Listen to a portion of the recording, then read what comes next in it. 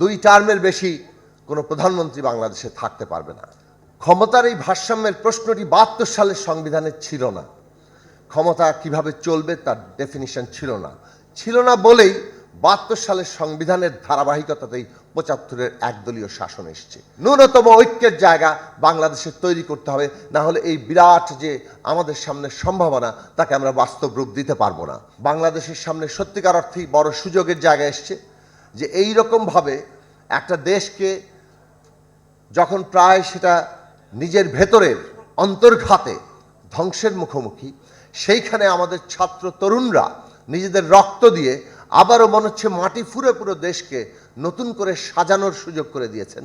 সেই রাজনৈতিক উপলব্ধি, সেই চ্যালেঞ্জ আজকে সমস্ত রাজনৈতিক শক্তির কাছে।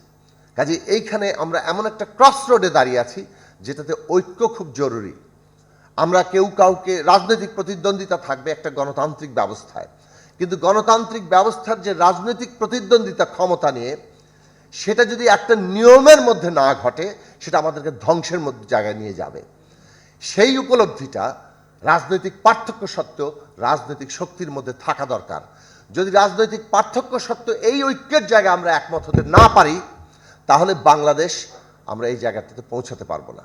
মাঠের অলরাউন্ডার আমি, আর ঘরের all-rounder Tylox. Tylox toilet cleaner, clean মানেই টাইলক্স। ফলে ঐক্যের জায়গা হচ্ছে এই নয় যে সবগুলো দল এক হয়ে যাবে, তাদের মতাদর্শ বদলে ফেলবে, কিংবা তাদের রাজনৈতিক যে কর্মসূচি তারও সব একাকার করে ফেলবে। এই সব পার্থক্য হয়তো থাকবে, কিন্তু বাংলাদেশের ক্ষমতা ব্যবস্থা কোন নিয়মে চলবে সেই প্রশ্নে ন্যূনতম ঐক্যের জায়গা বাংলাদেশের তৈরি করতে হবে, না হলে এই বিরাট যে আমাদের সামনে সম্ভাবনা তাকে আমরা বাস্তব রূপ দিতে পারবো না। এবং সেইটার জন্যই দরকার বাংলাদেশের সংবিধানের ক্ষমতার একটা ভারসাম্য এবং জবাবদিহিতা প্রতিষ্ঠা।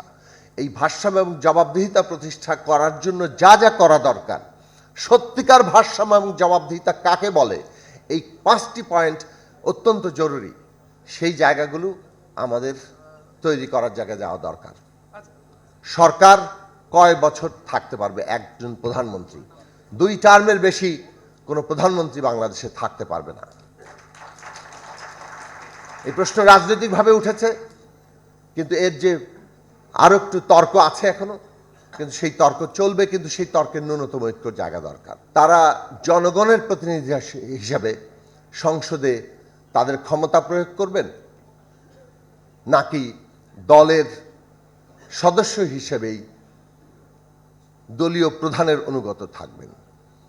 এই প্রশ্নের একটি ভারসাম্যমূলক মীমাংসার প্রস্তাব, সেটাও রাজনৈতিক দলগুলো থেকে অনেকটা ঐক্যমত্য তৈরি হয়েছে, যেটা আর্টিকেল 70 এই বিদ্যমান সংবিধানে অধিকারগুলোকে ক্ষুণ্ণ করে রেখেছে।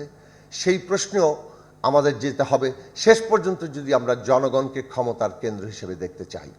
ক্ষমতার এই ভারসাম্যের প্রশ্নটি ৭২ সালের সংবিধানে ছিল না। ক্ষমতা কিভাবে চলবে তার ডেফিনিশন ছিল না বলেই ৭২ সালের সংবিধানের ধারাবাহিকতাতেই ৭৫-এর একদলীয় শাসন এসছে। এই জায়গাটি আমাদের উপলব্ধি, এবং ৭২ সাল, ৭৫ সাল, ২০১১ এবং ২০24 এসে আমরা সেই উপলব্ধি প্রবলভাবেই করি।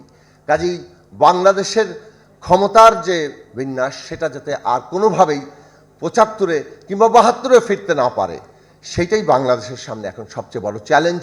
সেই চ্যালেঞ্জের জায়গা আমরা রাজনৈতিক দলগুলো করব।